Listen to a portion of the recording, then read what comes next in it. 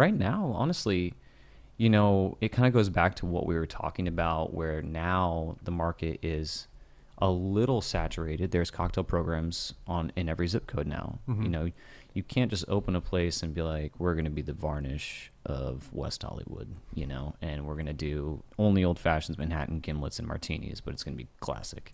Now you got to offer something a little bit more, and it has to go even beyond just the creative menus and the funny names or the clever approaches or garnishes. I think now what it's got to be dialed back to is hospitality.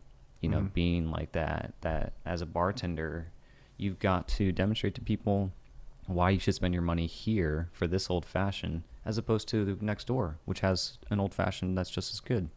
And that just boils down to being a bartender again. No more focus on mixology and being fancy, but just being a very good hospitable host. Does it surprise you that you say that? Does it surprise me about being a hospitable host? That it would be such a priority, because it seems like such an obvious thing, right? But it's not. Yeah, no, it surprises me that there's, with some people that I meet or some bartenders that I'm training, that there's a need to say that.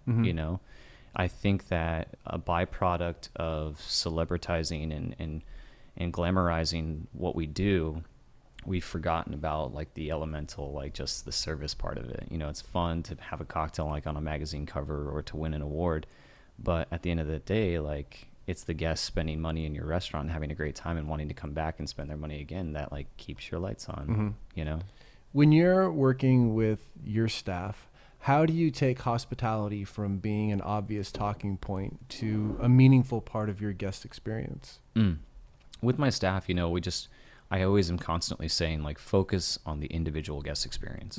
Like, what can you do to make the experience more memorable? Like, what kind of subtle cues can you listen for? Maybe they're celebrating something. Maybe it's their first time here.